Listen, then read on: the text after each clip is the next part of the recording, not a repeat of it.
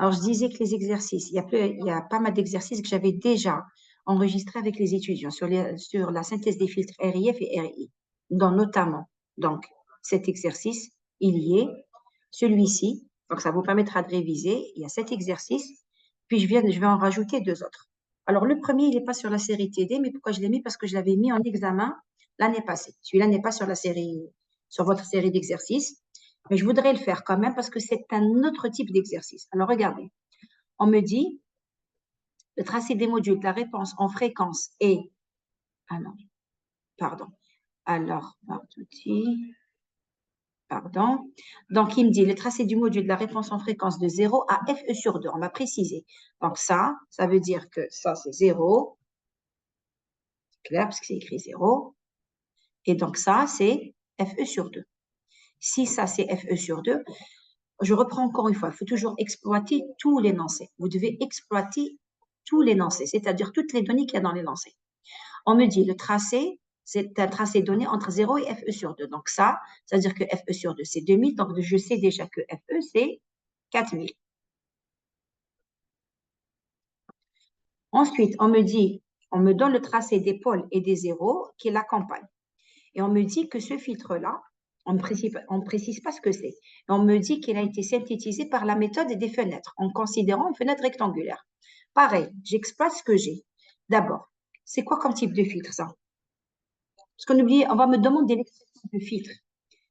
Passe haut. Très bien, c'est un passe-haut. Déjà, Passe ça, je haut.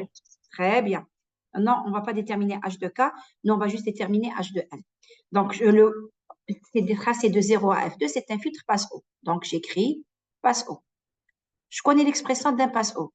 Je sais qu'un passe-haut, H de N, c'est delta N moins FC normalisé, sinus cardinal, FC normalisé. Pour N allant de N-1 sur 2 jusqu'à N-1 sur 2. Or, est-ce que ces informations, je les ai? A priori, je regarde, je ne les ai pas. Je ne connais pas FC et je ne connais pas N. Mais forcément, on m'a donné quelque chose qui me permet de les trouver. Donc, première chose, vous m'avez répondu correctement, oui, c'est un passe-haut. Je vois que les basses fréquences ne passent pas et que ça va jusqu'à FE sur 2. J'ai pratiquement ici un gain de 1. Donc, c'est un passe-haut. Est-ce que d'abord, jusque-là, ça pose problème à quelqu'un?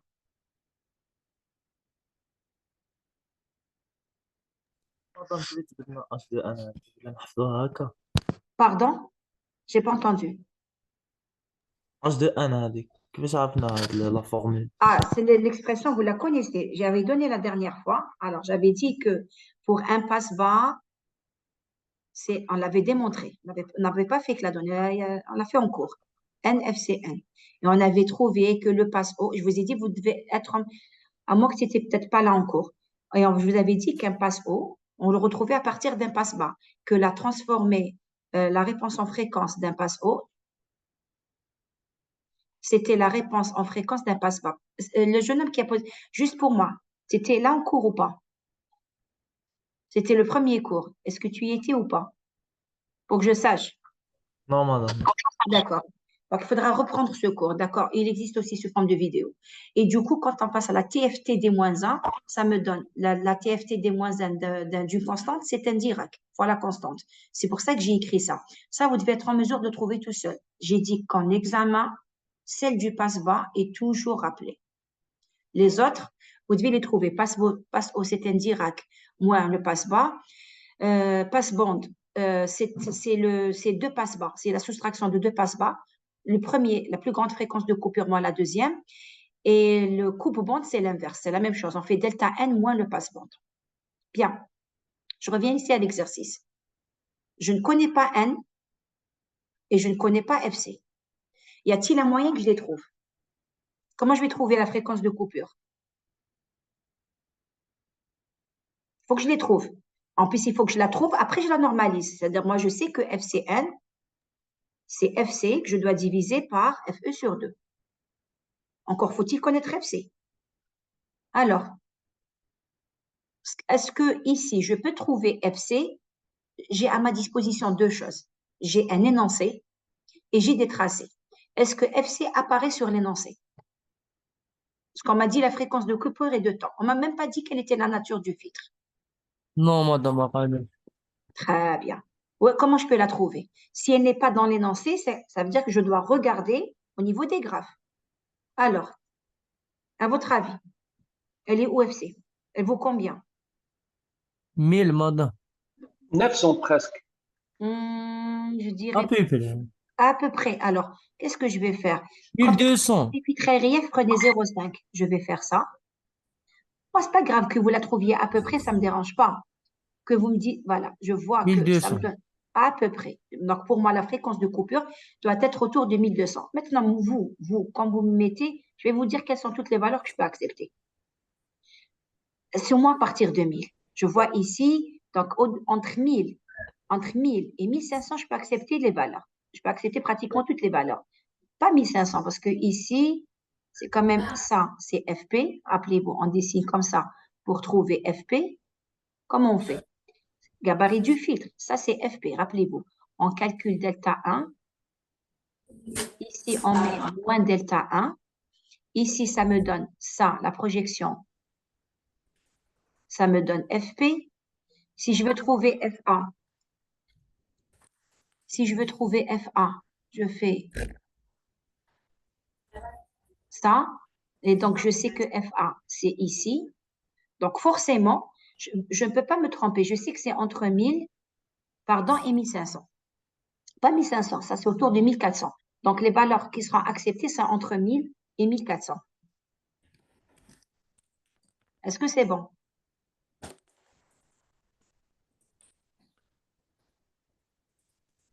Est-ce que c'est bon? Bon, je considère, tant que vous ne répondez pas, je considère que c'est bon. J'ai trouvé FC, donc je peux calculer FCN. Donc, ça me fait 1200 que je vais diviser par FE sur 2. FE sur 2, c'est 2000. Donc, je simplifie.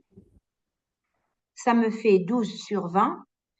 12 sur 20, donc ça fait 0,6. 06, madame. Ça fait 0,6. J'ai réduit, enfin, j'ai pas divisé 12 par 2, j'ai multiplié par 0,1. Donc, ça me fait 0,6. Rappelez-vous, on a dit que toutes les fréquences normalisées, delta F normalisé, ça doit être des chiffres plus petits que 1. C'est entre 0 et 1. Bon, je me dis, c'est déjà logique. J'ai trouvé une valeur plus petite que 1. Qu'est-ce qui me manque encore? Delta E. Est-ce que j'en ai besoin dans l'expression? Si je regarde ici, on me demande de trouver la réponse impulsionnelle pour une valeur rectangulaire. Donc, moi, je vais écrire, donc c'est H de N. Delta N, c'est indirect, donc delta F, j'en ai pas besoin. Je pourrais le calculer d'ici. On peut me demander de le calculer approximativement. Je pourrais vous dire, voilà, c'est entre 1000 et 1400, ça vaut 400 Hertz. Et là, je vais remplacer 0,6 par sinus cardinal. J'ai oublié le petit n ici. Sinus cardinal, c'est toujours NFCN, donc n fois 0,6. Qu'est-ce qui me reste? Il me reste le grand N. Comment je vais le trouver? Il faut que je connaisse. Rappelez-vous, c'est un sinus cardinal. On ne peut pas le prendre de moins l'infini à plus l'infini. On est obligé de tronquer. C'est la troncature qui fait qu'on a des ondulations. Donc, il faut que je trouve N maintenant. Comment vous allez faire pour trouver N?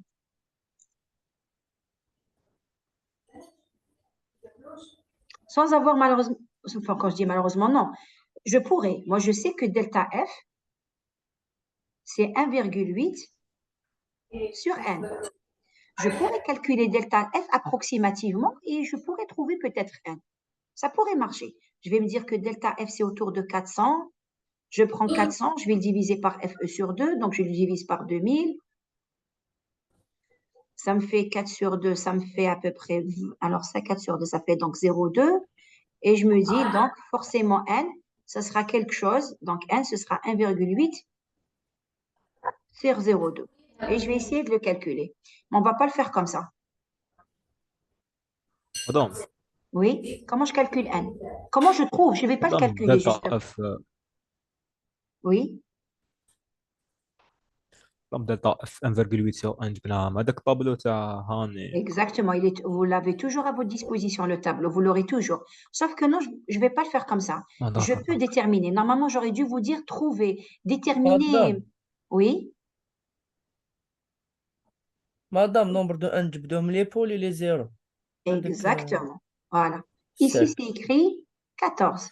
14. Dites-vous que jusqu'à maintenant, vous n'avez pas exploité votre dessin. C'est qu'il y a quelque chose qui ne va pas.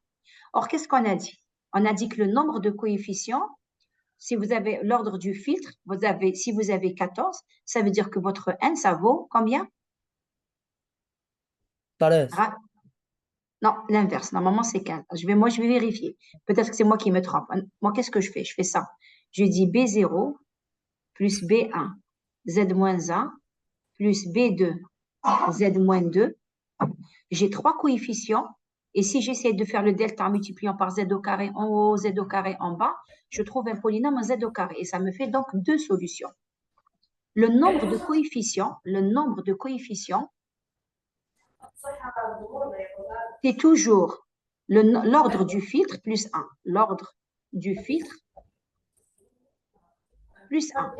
Qui dit ordre du filtre dit aussi nombre de zéros, nombre de pôles. D'accord? Après, parce que vous allez penser 14, vous allez penser soit à soustraire, soit à enlever. Pourquoi? J'ai supposé que c'était 15, mais moi, je ne vais pas trop réfléchir. Je prends toujours l'équation du second degré et je me dis ici, j'ai combien de coefficients? 1, 2 coefficients, 3 coefficients. 3 coefficients et 2 solutions. C'est-à-dire 2 zéros.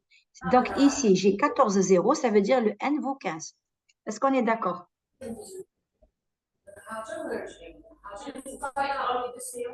Alors c'est bon, il y a quelqu'un qui devrait couper son micro. Je ne sais pas qui, je sais pas qui. Je crois que la personne a coupé son micro, c'est bon. Alors, est-ce que ça bon? Est-ce que c'est bon? Ah, pas encore, madame. Fatma Zahra, Ah non, non, pas pour couper le micro, d'accord. Ah, non, très bien, ça y est, je vais désactiver le son. Donc, je posais ma question, c'est bon, j'ai désactivé le son. Elle l'activera si elle veut poser une question. Est-ce que c'est bon pour la résolution de l'exercice?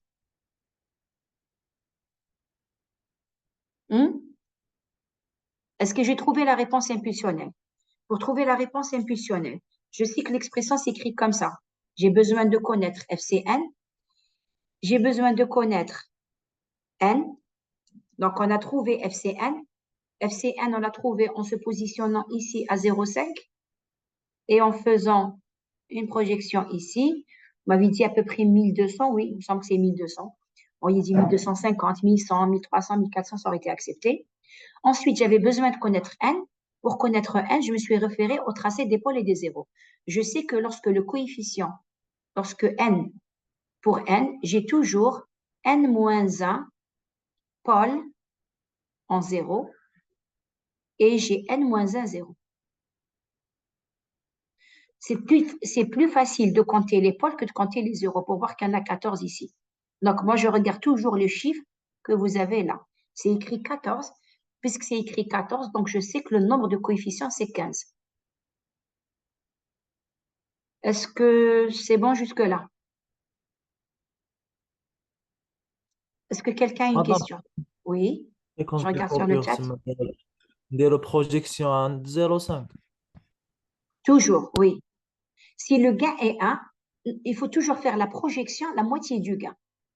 Et si j'ai un gain de 1, j'ai pris 0,5. J'aurais eu 2, j'aurais pris 1. Prenez la moitié de l'amplitude. Wided me dit qu'elle ne m'entend pas.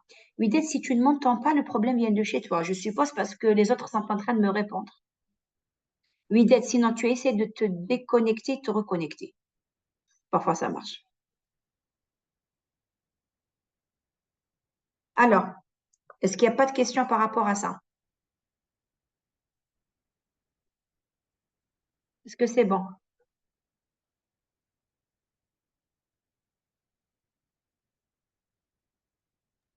Oui, madame. Très bien. On me demande de faire quoi? On fait quoi pour la première question? Ah oui, j'y ai pas répondu. Merci, Iman. On me demande si le déphasage est linéaire. Nous, on sait quand on utilise la méthode des fenêtres. Donc, c'est un filtre RIF symétrique. Donc, je vais répondre ici. C'est un filtre RIF symétrique. Donc, forcément, le déphasage est linéaire.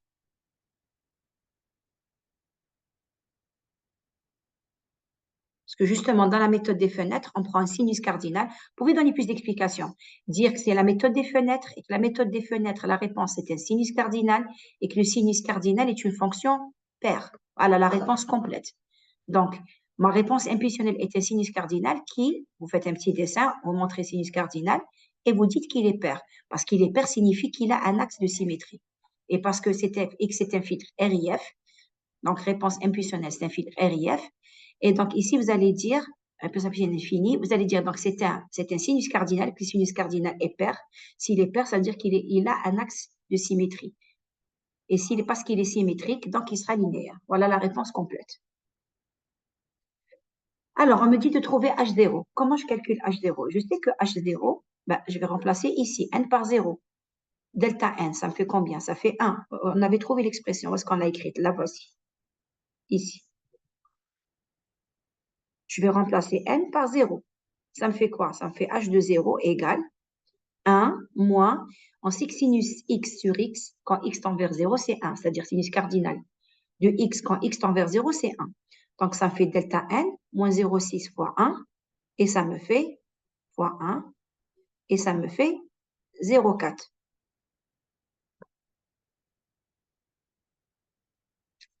Est-ce que c'est bon?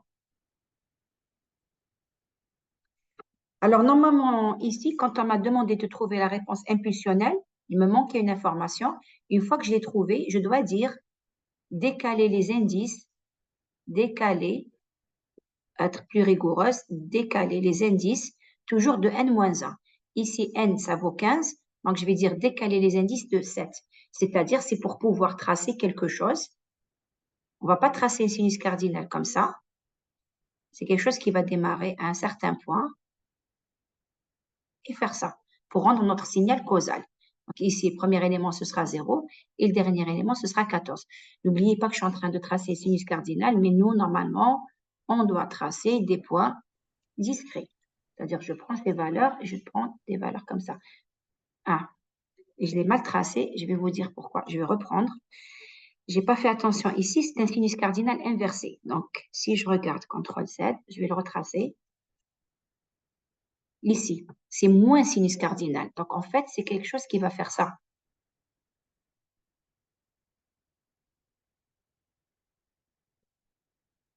Sauf que ce point-là, je ne vais pas le prendre. Donc, on va le tracer. Alors, partout, c'est moins, sauf au point 0. Au point 0, je vais avoir 0,4. Donc, j'aurai ce point. Celui-là, je ne peux pas le prendre. Donc, ensuite, ce sera celui-là, par symétrie. Si je prends ce point, je prends ce point. Si je prends celui-là, je prends celui-là. Et bien sûr, il faut que j'en ai, en tout, il faut que j'ai 15 points. Pourquoi j'ai dit je me suis trompée? Parce que ici, vous avez moins 0,6 sinus cardinal. Ça veut dire qu'ici, il faut dessiner un sinus cardinal inversé par rapport à l'axe des X. Vous voyez pourquoi je l'ai mis? Regardez, c'est écrit moins. Donc, si je mets moins, ça veut dire que toutes les amplitudes qui étaient vers le haut, je les mets vers le bas et vice-versa. Mais le premier point, c'est 1 moins 0,6 et ça fera 0,4. Je serai quelque part ici. Le point ici, en 0, il est positif. Il est positif. Sa valeur est positive. Alors, par chat ou comme vous voulez, s'il y a quelque chose qui ne va pas. Vous voyez ce que je vous disais la dernière fois. On a fait des filtres RIF, on vous demandait, on vous donne le gabarit, on vous dit choisir la fenêtre, et je vous ai dit, c'est toujours les mêmes étapes. Mais on peut toujours inverser n'importe quel exercice. Commencer par le résultat, essayer de revenir vers le résultat. Commencer par des graphes pour retrouver le résultat. On vous pose une autre question. On vous dit que devient le tracé du module en fréquence si j'utilise une fenêtre de Hanning. Alors, qu'est-ce qui va se passer si j'utilise une fenêtre de Hanning? À votre avis?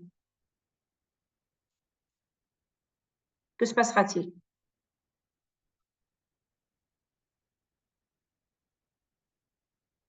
Alors,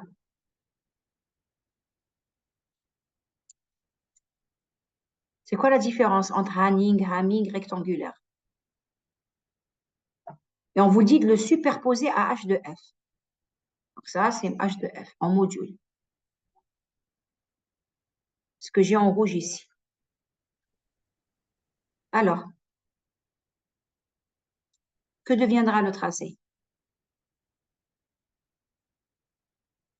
Pourquoi on fait les fenêtres? Pourquoi on utilise des fenêtres? Pourquoi je vais prendre ça et je vais multiplier par une fenêtre? N qui aurait une largeur de 15 aussi.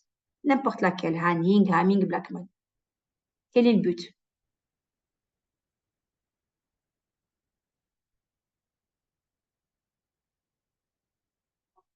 Alors, je sais que vous avez fait 2 heures de cours, mais pas à ce point-là. Vous pourriez me répondre?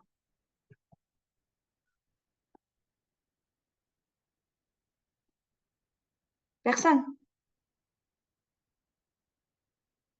Je n'ai pas désactivé le son. J'espère que vous êtes toujours avec moi. Non, vous y êtes. Alors, c'est quoi le souci?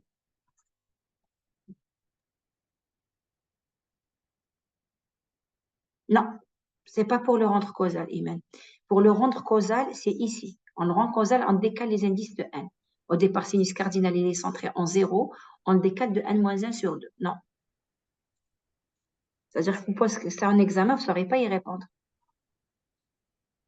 C'est quoi le problème avec la fenêtre rectangulaire? Quel est le filtre qu'on veut? Nous, on veut un filtre qui fait ça. Madame, je n'ai l'ondulation. Exact. Voilà ce qu'on veut. Ça, c'est h de f idéal. Je voudrais que ça passe avec un n de 1 qui n'ait pas d'ondulation et qui n'ait pas d'ondulation aussi. Là, c'est la bande atténuée. Je ne veux pas qu'il y ait d'ondulation ici. Et je ne veux pas non plus qu'il y en ait là. Bande passante. Je ne peux pas. Or, la fenêtre rectangulaire, elle présente des ondulations dues au fait qu'on a tronqué, dues au fait que c'est un sinus cardinal. Donc, en fait, quand vous allez utiliser Hanning et Hamming, ce qui va se passer, c'est qu'ici, vous allez réduire les ondulations, il y en aura moins. Ça a la zone de transition de cette madame. Exactement, voilà. Ça va être réduit. Peut-être on aura une petite bosse comme ça. Mais vous avez une zone de transition. Ça va se couper toujours ici, en ce point. Il y aurait très peu d'ondulation là. Voilà la fenêtre de, quelle qu'elle soit, Hanning ou Hamming.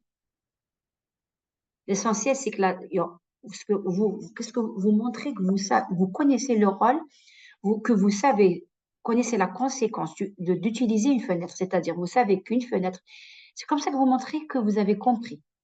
C'est-à-dire, dans votre test, ce que vous allez faire, c'est que vous allez faire un dessin comportant moins d'ondulation, mais avec une zone de transition plus large. Si je vous dis superposer dessus Blackman, qu'est-ce que vous allez faire? Vous savez que Blackman, il n'y a plus d'ondulation du tout. Donc, ça veut dire, dans l'une, vous allez laisser des ondulations, dans l'autre, vous allez les enlever, mais que la zone de transition sera beaucoup plus large. Ici, c'est tout droit. Donc, ça, c'est, pardon, ça se coupe là, pas là. Ils doivent tous se couper en 0,5. Donc, je vais faire ça. Ça. Ça, par exemple, ce serait Blackman. Parce qu'avec Blackman, la zone de transition est beaucoup plus large, mais il n'y a pratiquement pas d'ondulation. C'est une façon de synthétiser ce qui a été fait dans le cours. Est-ce qu'il y a une question par rapport à cet exercice ou on passe au suivant?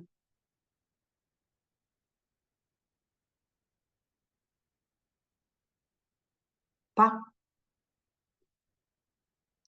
Ok, on efface tout ça. Alors, ils ont changé. Effacer tous les dessins. Ok.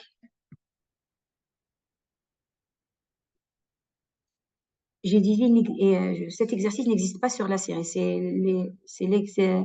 l'interro de l'année passée. C'est pour ça que j'ai voulu la reprendre. Ici, c'est encore une autre façon de formuler un exercice avec la méthode de synthèse des RIF. Cette fois-ci, qu'est-ce qu'on a fait?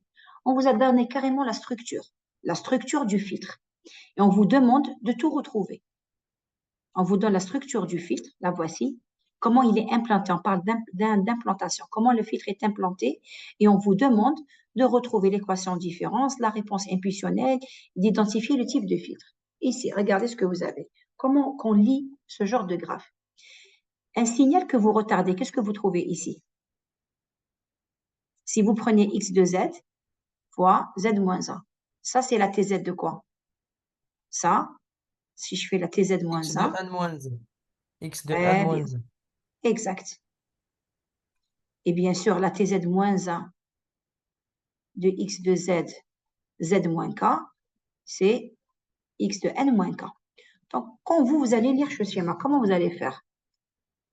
Ici, je vois que c'est X de Z, que j'écrive X de N ou X de Z, c'est pareil. Donc, fois Z moins 1, ça veut dire que ce point ici, c'est XN moins 1. Si je regarde ce prochain point, c'est passé Moins par 2. exact, XN moins 2. Parce que c'est Moins écrit pas X loin. de Z fois, exactement. C'est parce que c'est X de Z fois Z moins 1 fois Z moins 1, donc Z moins 2. Donc, X de Z, Z moins 2, c'est X de N moins K. Là, c'est moins 3.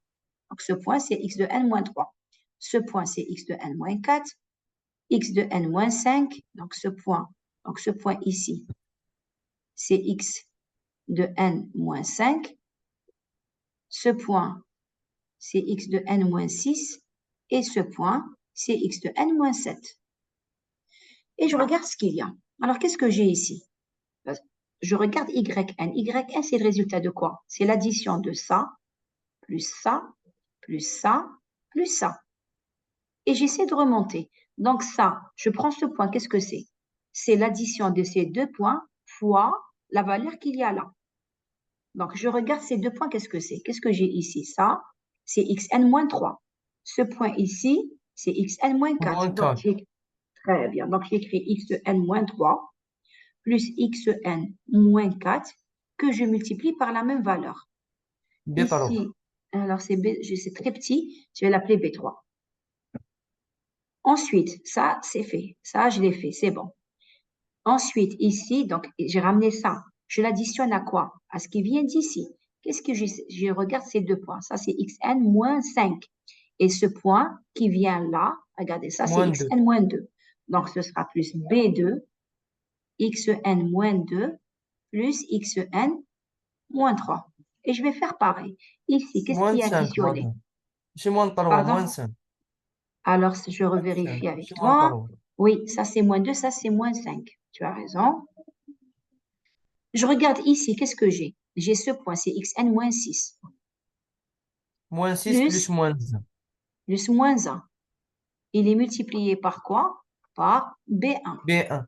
J'aurais dû commencer par celui-là. J'aurais dû faire ça et remonter. Plus le dernier, qu'est-ce que j'ai? Ça c'est xn.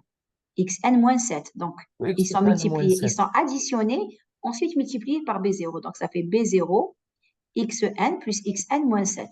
Je m'arrête un petit moment. Parce qu'on a fait le plus dur ici. Dites-moi si, si quelque chose ne va pas et vous pointez sur ce qui ne va pas.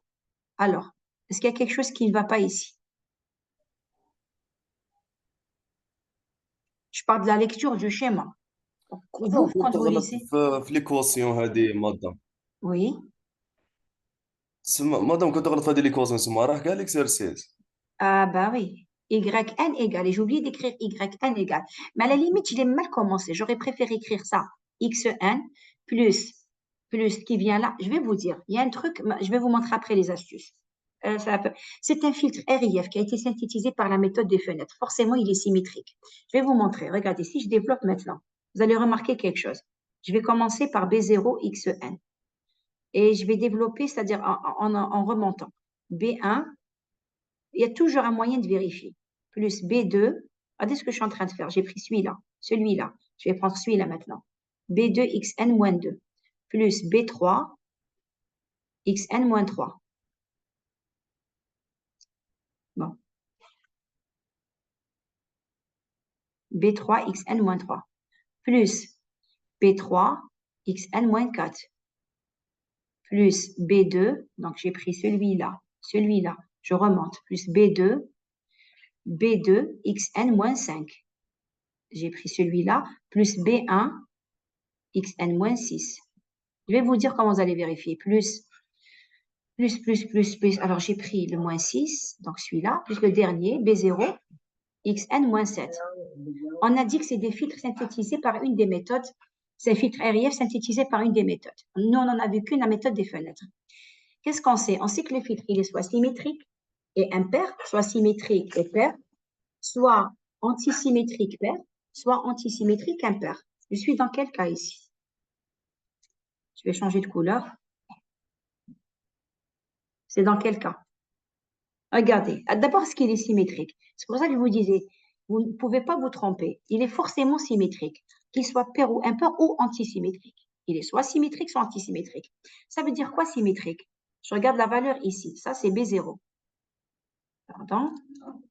C'est bon. On fait ça. Regardez, la dernière valeur ici. Je ne sais pas ce qui se passe. Aïe. Donc, je regarde là. Je ne sais pas pourquoi il me fait m'enlève le stylo. B0. Ensuite, je regarde B1, B1. C'est-à-dire, si je dois le tracer, qu'est-ce que je vais avoir? Quelle que soit la valeur, je vais prendre ce qu'on m'a donné. Je vois que j'ai d'abord un 0,2. Ensuite, et après, c'est 0,3. Donc là, c'est B0. Ensuite, B1. Ça, parce que c'est XN. Ensuite, ah oui, je vous ai pas mis, je vais vous calculer la réponse intuitionnelle d'abord. Je suis en train de le faire directement. On m'a demandé de déterminer l'équation en différence. Ensuite, on me demande de trouver H de n. Comment je trouve H de n? C'est un filtre RIF, rappelez-vous, RIF. Si c'est un filtre RIF, qu'est-ce qui va se passer? Comment on fait la réponse intuitionnelle? Vous prenez directement X de n, c'est un Dirac. Et vous allez trouver directement YN, qui vaut donc H de n. On a dit réponse impulsionnelle. La réponse, parce que l'entrée est un Dirac. Donc la sortie, ce sera la réponse impulsionnelle.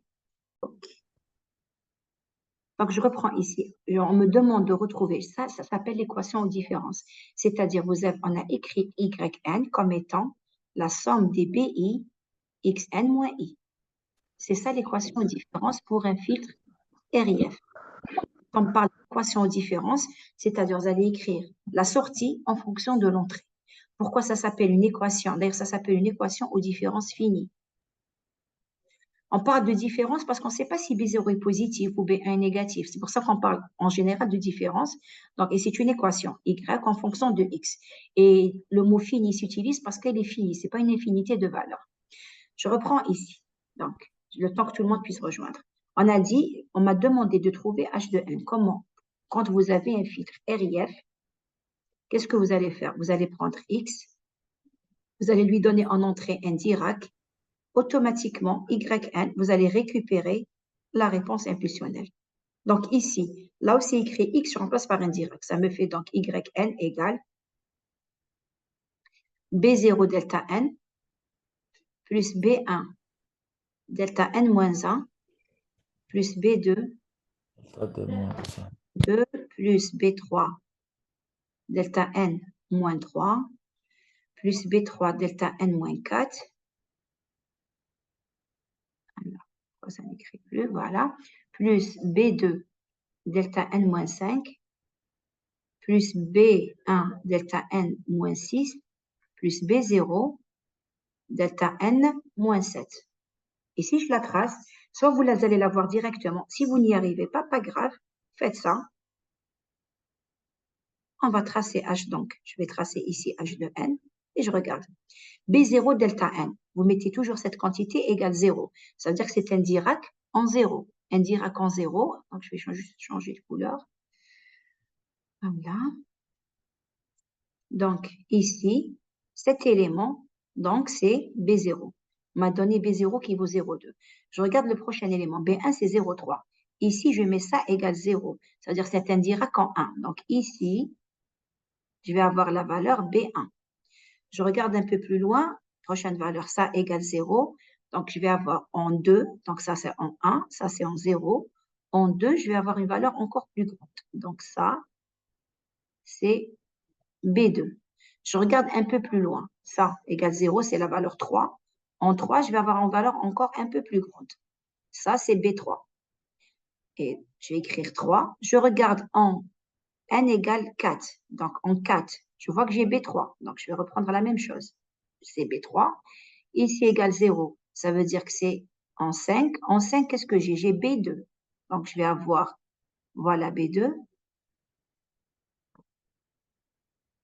Je regarde ici en 6, c'est B1. Donc, voilà B1. Et puis, la dernière valeur ici en 7, je vais avoir B0. Alors, au jeune homme qui m'avait posé la question tout à l'heure, si je me trompe, j'ai, on va dire, perdu l'exercice. Non, je n'ai pas perdu l'exercice. Je vais vous expliquer pourquoi. Parce qu'en réalité, c'est un filtre RIF donc, qui a été synthétisé. C'est un filtre qui a été synthétisé. Bon, je ne l'ai pas dit, mais justement, je devrais, soit on considère un filtre synthétisé. Synthétisé, voilà. Forcément, quand on prend ces filtres, ils sont soit symétriques, soit antisymétriques. Ensuite, il reste pair ou impair. Donc ici, quand je regarde, je vois bien, j'aurais pu le voir directement. Voilà, B0, B0. Ici, j'ai B1, B1, B2, B2, puis B3, B3. C'est-à-dire que c'est un filtre qui est symétrique. Pourquoi je dis symétrique et pas antisymétrique? Antisymétrique, vous auriez quand l'un est positif, l'autre est négatif. Par exemple, c'est quoi un filtre antisymétrique? Si j'ai ici B0, ici j'aurai moins B0. Si, Soustraction. pardon, inversé. Soustraction. Pardon, tracé? Je n'ai pas compris. Madame, قلت لك تكون soustraction. Pas soustraction, non, il faut que les coefficients soient inversés. Si j'ai B0 et j'ai moins B0, ça c'est un filtre antisymétrique. Lorsque j'ai moins B1, alors j'aurai B1. Si j'ai B2, alors j'aurai ici moins B2. Si j'ai le dernier B3, et bien ici, par exemple, moins B3, et bien j'aurai ici B3. C'est ça un filtre antisymétrique. Antisymétrique, il va se présenter comme ça. Si celui-là est en haut, celui-là est en bas. Si celui-là est en bas, l'équivalent, on va dire, je vais mettre plus petit. Antisymétrique veut dire ça.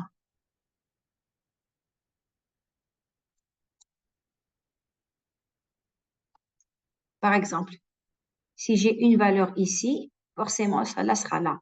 Si j'ai une valeur là, celle-là sera ici. Si j'ai une valeur là, l'autre sera là. Si j'ai une valeur ici, l'autre sera là. Si j'ai une valeur là, l'autre sera ici. Après, ce qui va rester quand c'est antisymétrique. Alors, si c'est pair, il n'y aura pas d'élément ici. Si c'est impair, vous aurez en plus un 0 là. Dans le cas où s'il est juste antisymétrique pair. Donc, vous n'avez pas ça. Si c'est antisymétrique pair, au milieu, vous aurez un 0. Est-ce que c'est clair pour symétrique? Alors, je pose justement la question. Ici, c'est un filtre comment? Vous avez 4 types de filtres. Le 1. Symétrique pair. Exact, très bien. Vous avez symétrique pair. Non, le 1, c'est symétrique impair.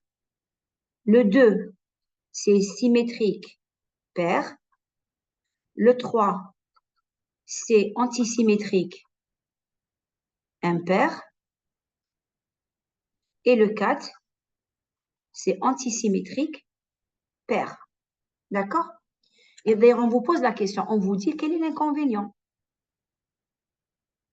C'est quoi l'inconvénient quand il est symétrique pair? Il y a quelque chose qu'on ne peut pas faire.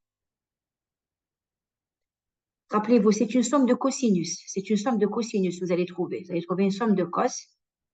Et quand il est symétrique pair, je vais vous le remettre ici. Je pense que j'ai prévu une... D'abord, avant de vous donner de passer à la diapositive, est-ce qu'il y a une question par rapport à ce que je viens de faire? Voici une troisième formulation d'un exercice sur les filtres, la synthèse des filtres RIF.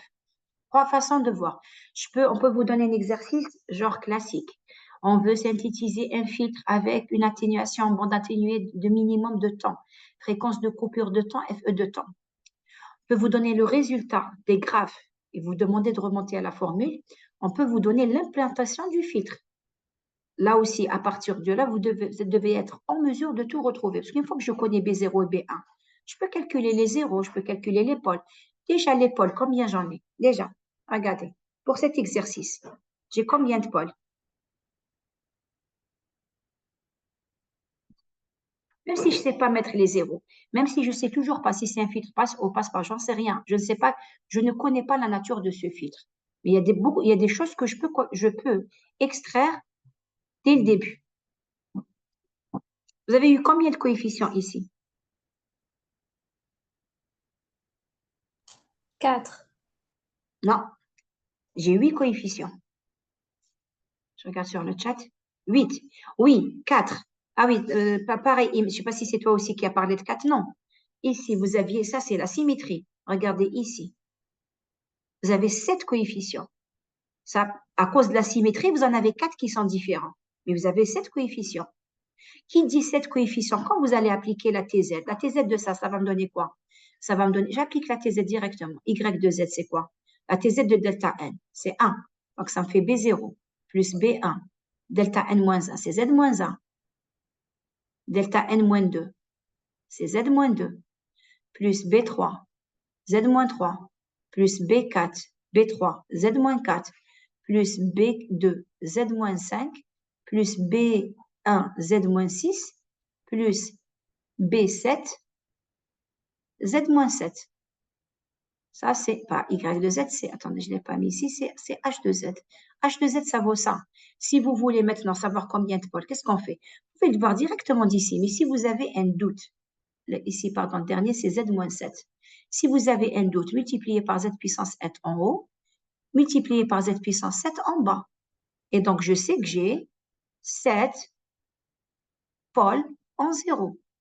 Sans connaître la nature du filtre, qu'est-ce qu'on avait dit? On a dit, j'ai 8 coefficients. Vous avez toujours le nombre de pôles, comme tout à l'heure, le nombre de pôles ou de 0 pour le filtre RIF, c'est le nombre de coefficients moins 1. Donc, même si je ne sais pas où placer les zéros, même si je ne sais pas où les placer, je sais que j'ai 7 zéros. Pourquoi je sais que j'ai 7 zéros? Parce que c'est un filtre RIF, tous les zéros sont en 0 et que j'ai 8 coefficients. Si c'est 8 coefficients, alors je fais 8 moins 1, je sais que j'ai 7 zéros. Et j'ai 7 pôles. Ici, je suis en train de tracer les pôles. Donc, je sais que j'ai 7 pôles en 0. Je le sais d'ici, je vous ai fait carrément. J'aurais pu le faire directement d'ici. C'est un filtre RIF, je le sais. Mais quand vous allez faire fois Z puissance 7 sur Z puissance 7, donc ça veut dire qu'au dénominateur, vous avez Z à la puissance 7. C'est-à-dire, il va s'annuler 7 fois pour Z égale à 0. On parle de pôle double, triple. Là, c'est un pôle sextuple. Est-ce qu'il y a une question par rapport à ça? Alors, est-ce que quelque chose n'est pas clair ici?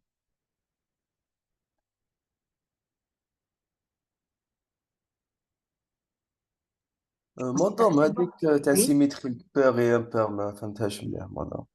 Pair et impair. Combien tu as d'éléments ici? 1, 2, 3, 4, 5, 6, 7, 8. Tu es d'accord que c'est pair? Si c'est impair, qu'est-ce qui va changer? Là aussi, peut-être que tu n'étais pas là en cours. C'est des choses que j'ai faites quand même en cours. D'accord. Si c'est, qu'est-ce qui va se passer quand c'est impair? Je fais ça, je fais ça, je fais ça.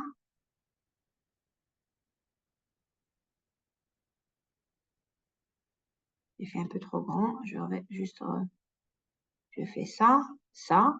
Ensuite, j'ai ça, ça. Impair, je vais avoir en plus un élément ici. Combien il y a de coefficients là? Et pourquoi je dis symétrique? D'abord, symétrique, c'est toujours la symétrie par rapport à un axe ici. C'est symétrique par rapport à quoi? C'est autour de 3,5, j'ai une symétrie. Ici, quand c'est symétrique, je vais refaire le dessin, je ne l'aime pas, je l'ai mal fait. Moi, je suis en train de faire ça. J'ai tout un graphe. Si c'est clair par rapport à ça, je vais effacer, ils sont déjà dans le cours, je vais vous les reprendre. Donc, effacer. Alors, cette histoire de pair et impair, on va l'expliquer. Voilà. Regardez ici. Ici, la personne qui m'a posé la question. Ici, ils sont tous soit symétriques, soit antisymétriques. Symétrique, ça veut dire que vous pouvez trouver un élément milieu, comme ça, et de part et d'autre, vous avez la même chose. C'est la symétrie par rapport à l'axe des Y. Ici, voilà la symétrie par rapport à ça. Quand c'est pair, ça veut dire quoi c'est pair? C'est-à-dire le nombre de coefficients est pair. Je compte 1, 2, 3, 4, 5, 6, 7, 8, 9, 10, 11, 12, 13, 14. Ici, j'ai 14. Quand c'est impair, ça veut dire quoi? J'aurai la symétrie de part et d'autre, plus un élément milieu. C'est justement celui-là. Celui-là. اه Vous avez un دونك élément مدام milieu. وي C'est bon? 15. وي مدام. Antisymétrique. Pas grave, je vais le. Parce que c'est pas grave. De toute façon, j'avais prévu cette diapositive pour expliquer. Ici, on a dit antisymétrique. C'est quoi antisymétrique? Ça veut dire que vous allez. Ce point-là, par exemple, il était vers le bas, je vais le trouver vers le haut. Celui-là est plutôt ici, vers le haut, je vais le trouver vers le bas. Celui-là est un peu plus haut, je vais le trouver vers le bas. Vers le bas, vers le haut. Vers le haut, vers le bas, vers le bas, vers le haut. C'est une symétrie par rapport à l'axe des origines. Rappelez impair. Impair, x de n égale x de moins n. Ça, c'est pour pair. Impair, x de n égale moins x de moins n. Là, la symétrie, c'est par rapport à l'axe des y. Ça, c'est la symétrie par rapport à 0. La symétrie, elle est là. Ça, je fais, voilà. Tous les points passent par 0. Et quand il est, donc ça, on a pris le cas pair. Quand il est impair, on n'a pas un élément milieu, on a directement ici un 0. Parce que je ne peux pas dire qu'il est symétrique. Si vous mettez un élément vers le haut comme ça, où est-ce qu'il est son vis-à-vis? Il n'y a pas. Le seul moyen qui vous assure la symétrie avec un nombre d'éléments impairs, c'est de placer un 0 au milieu. On est bien d'accord, vous n'avez pas le choix. Il faut que ce que vous trouvez sur une partie du graphe, vous devez le trouver sur l'autre côté. Vous ne pouvez pas avoir un élément comme ça. Là, si vous mettez un élément vers le haut, il faudra un élément vers le bas et vice-versa. Donc, le seul qui va m'assurer une antisymétrie, c'est d'avoir ici un 0 parce que justement, la symétrie se fait par rapport au point 0. Et pour répondre à la question de l'exercice, qu'est-ce qu'on avait dit? On avait dit type 1, vous pouvez synthétiser tous les types de filtres. Tous les types de filtres, il n'y a pas de restriction. Ici, parce que j'ai 15, je vais trouver ici 14 zéros et 14 pôles. Je peux les compter, on va les compter. Moi, ici, je vais écrire 14. Ici, parce que c'est 14, je vais trouver 13.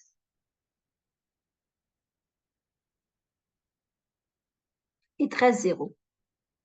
Or, nous, qu'est-ce qu'on avait dit? On avait dit que les zéros sont répartis de la même façon sur le cercle, en haut et en bas. Quand vous avez 13, qu'est-ce que vous allez pouvoir faire? Vous avez 13. Ça veut dire que vous allez mettre, il y aura 6 en haut, 6 en bas, il vous restera le 13e. Or, ce 13e, il va se trouver soit là, soit là. Or, on a dit, quand c'est pair, c'est une somme de cosinus. Cosinus, il ne va pas s'annuler pour 0. Et si vous extrayez, il ne s'annule pas non plus pour pi, il ne s'annule pas non plus sur pi. Mais quand vous allez développer votre formule, vous allez trouver vous allez avoir le 0 qui reste, il va se retrouver ici. Et parce que justement, il est là, avec le type 2, l'inconvénient, parce que vous avez un 0 en FE sur 2, vous ne pouvez pas, ça veut dire quoi FE sur 2? Il va s'annuler ici. Donc, je ne peux pas en faire un passe haut, je ne peux pas en faire un coupe-bande, ni passe haut, ni coupe-bande, parce que justement, il y a un 0 ici. Je suis en train de reprendre ce que j'avais vu en cours. Quand on avait fait ça, les deux cas ici, c'était une somme de sinus. Ça, je ne vais pas revenir pourquoi cosinus, parce que vous trouvez une valeur exponentielle de πj plus exponentielle moins de πj, ça fait cos. Et ici, exponentielle de πj moins exponentielle moins de j, ça fait sinus. Or, vous allez trouver une somme de sinus. Les sinus, ça s'annule toujours pour f égale à 0. Donc, quel que soit le cas, symétrique ou pas, vous allez trouver toujours un 0 ici. Toujours. Donc, votre filtre, il va toujours commencer comme ça. Parce qu'il commence comme ça, vous ne pouvez pas en faire un passe-bas. Et en plus, quand il est antisymétrique, vous allez en plus trouver un 0 là. Donc, ce sera un filtre qui ne peut servir qu'à faire un passe-bande. Voilà, là, j'ai repris quand même rapidement, brièvement, parce que on les a vus en cours. J'avais fait une simulation avec Python. Normalement, vous l'avez.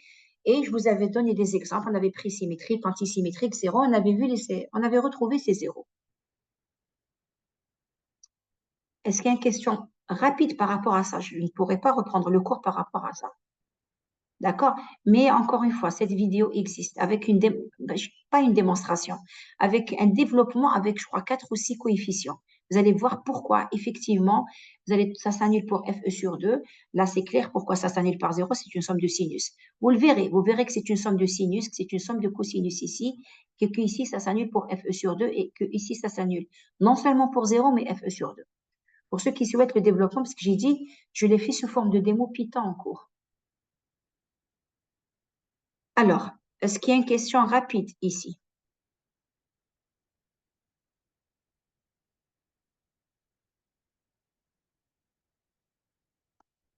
Alors, on passe au dernier exercice. J'ai dit, si le temps le permet, je vous ferai une petite démo par rapport vous expliquer l'histoire du zéro panique que j'avais développé en TD hier. Non, juste l'illustrer avec Python, ça ne prendra pas beaucoup de temps. Alors, On passe. Alors ici aussi, vous avez, alors je vais vous montrer qu'il y a des exercices. Attendez juste un moment. Regardez, alors là, sur la transformation bilinéaire aussi, j'ai fait des enregistrements sur ces exercices-là, d'accord? Celui-ci, c'est celui qui existe en TD. Je ne le reproduis, je ne vais pas le refaire, je préfère en faire un autre parce que celui-là, il existe. Donc, vous allez le trouver sur la playlist des filtres RIF. Mais pas que, vous allez trouver même un deuxième exercice avec un filtre d'ordre 3. On vous dit Butterworth d'ordre 3. Donc, je viens ici, je regarde dans le tableau de Butterworth d'ordre 3, c'est celui-là, et je vais le prendre. D'accord, celui-là aussi, il a été enregistré et il est sur la chaîne. C'est pour ça que je ne vais faire que celui-ci. Alors, qu'est-ce qu'on me demande? D'abord, je rappelle, quand vous avez la méthode de transformation bilinéaire, qu'est-ce que vous devez faire? Vous avez 4 étapes clés.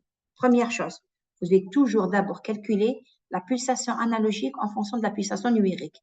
Pour pouvoir faire ça, ça veut dire vous supposez qu'on vous a donné f de n, on vous a donné f de e. Si on ne vous les donne pas, on doit vous donner au moins un graphe. Je peux vous donner ça et vous dire, comme tout à l'heure, j'ai un graphe, par exemple, de 0 jusqu'à FE sur 2, et vous allez faire la lecture de FE et vous allez faire la lecture de FC.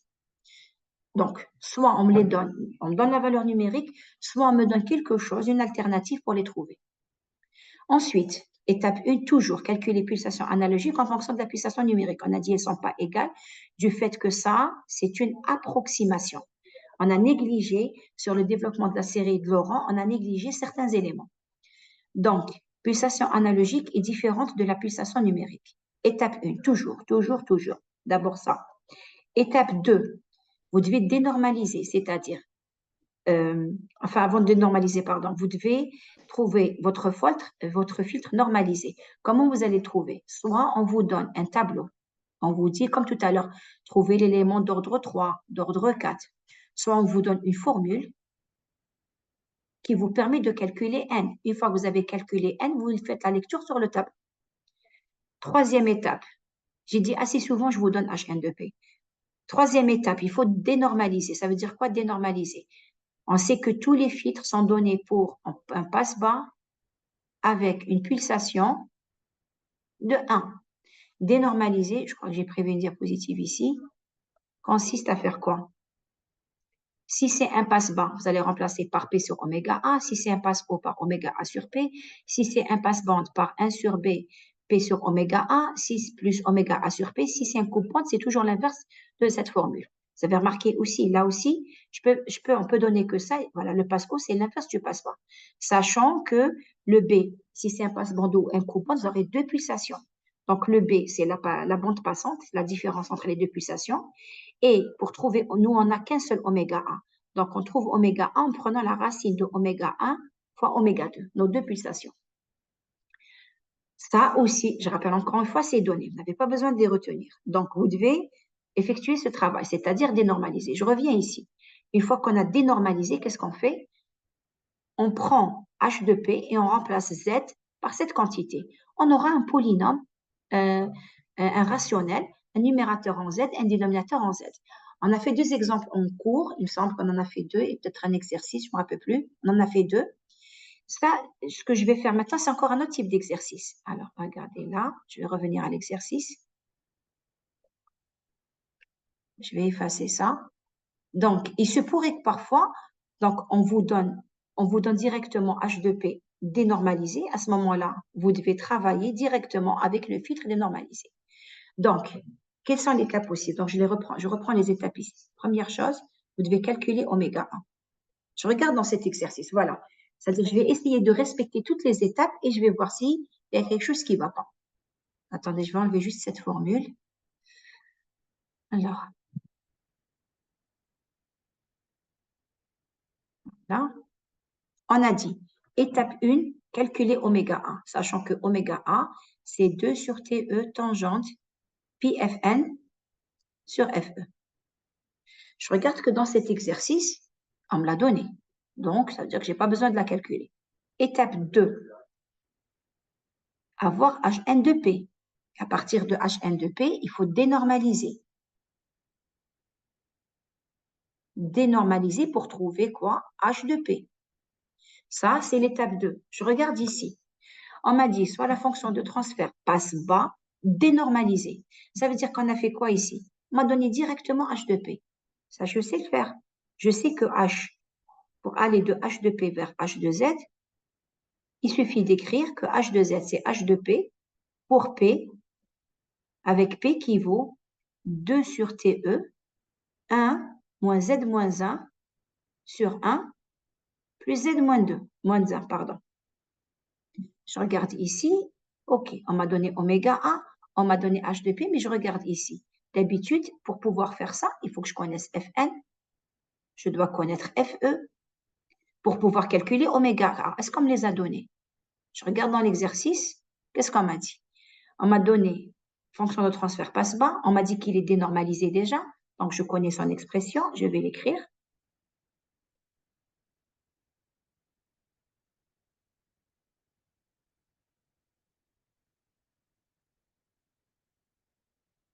Donc, si je dois trouver H de Z, je dois remplacer.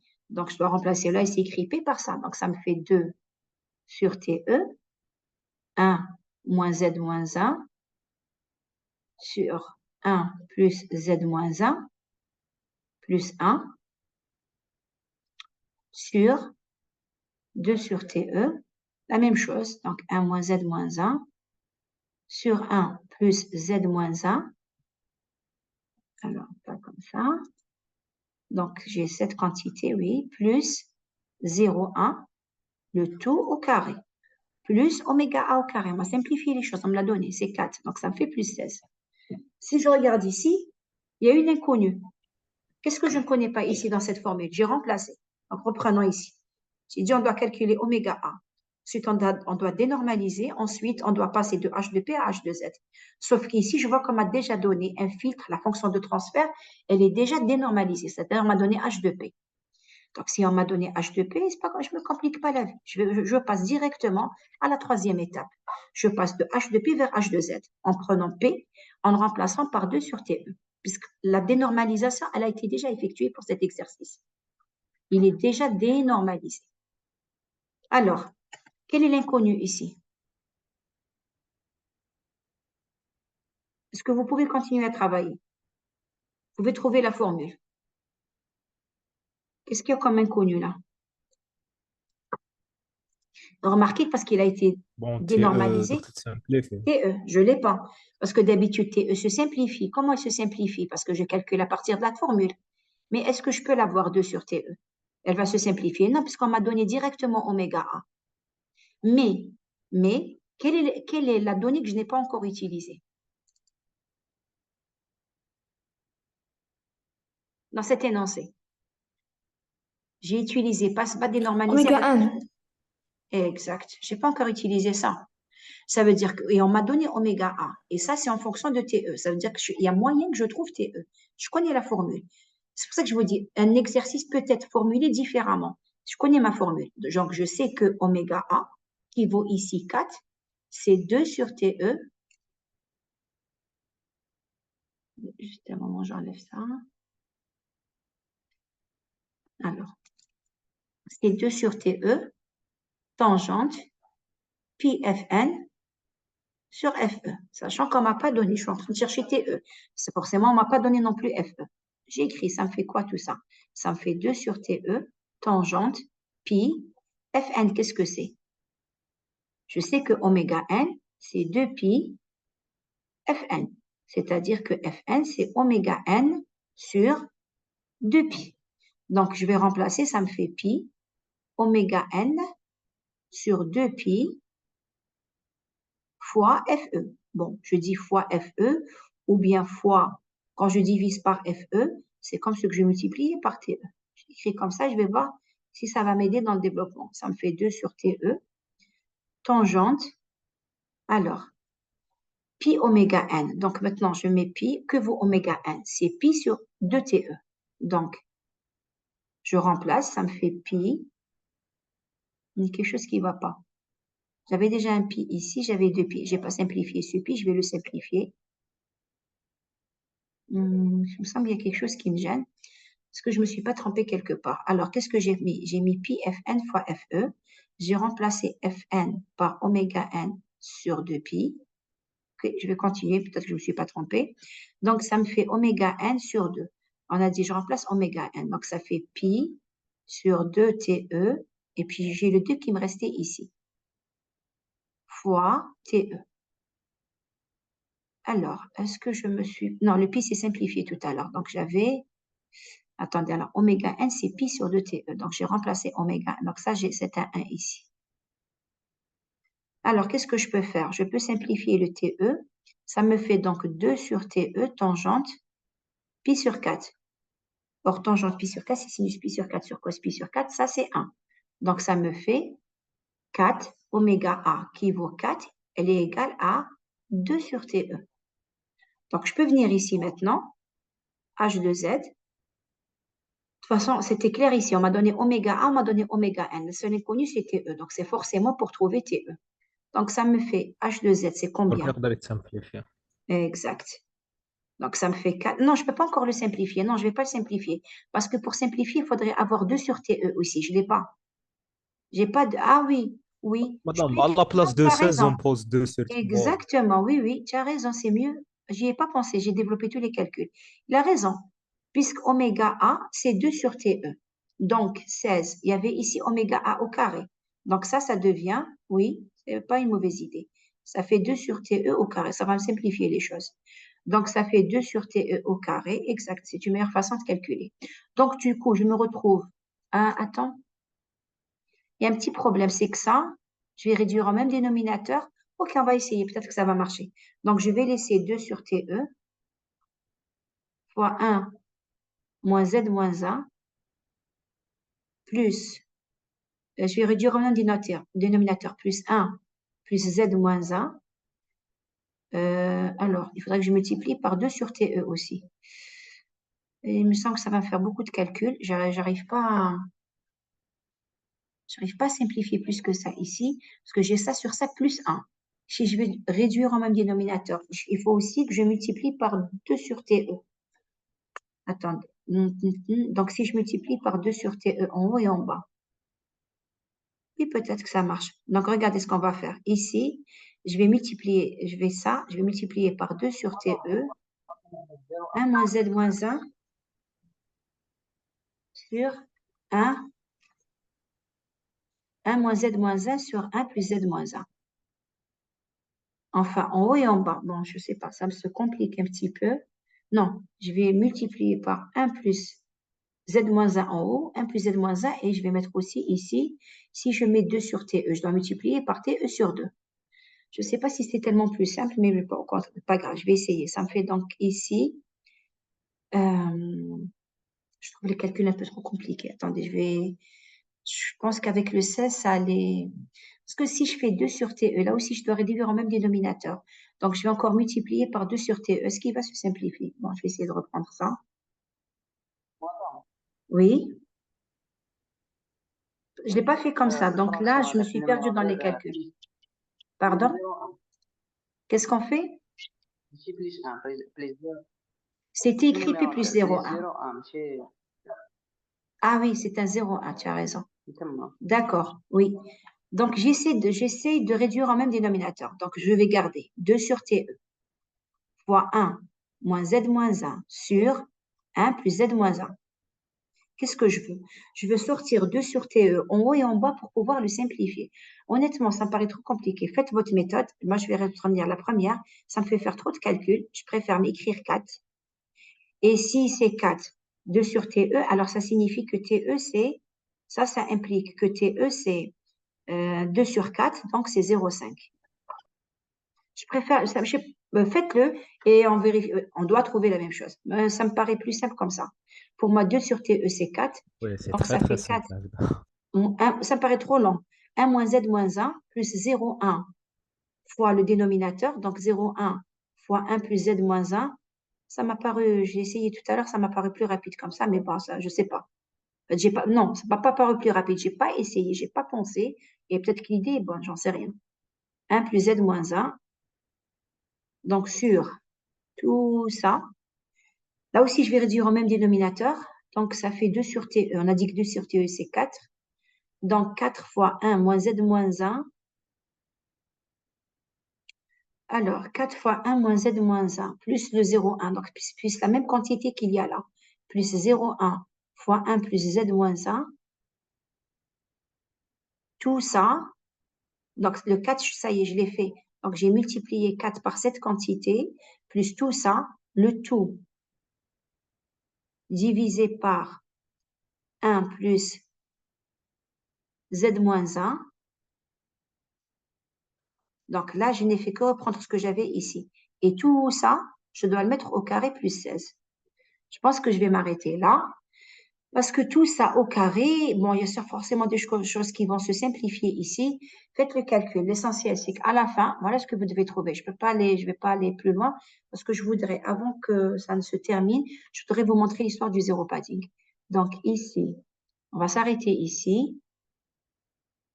Je vous donne juste le résultat final. Faites le calcul. Voilà ce que vous devriez trouver. Alors, et vous me direz si vous avez trouvé ça. Si je l'ai écrit comme ça, c'est que je l'ai pris soit d'un ouvrage, soit que j'ai recalculé et j'ai vérifié que c'était bon. D'accord? Voilà ce que vous devez trouver à la fin. Mais là, je ne fais que remplacer comme je vous ai dit. J'ai mis 4, ça, 4 plus 0,1 au carré plus 16. Vous pouvez essayer la méthode qu'a proposée le jeune homme tout à l'heure. Il se pourrait qu'elle soit plus rapide. Là, je ne me voyais pas, j'étais perdue dans les calculs.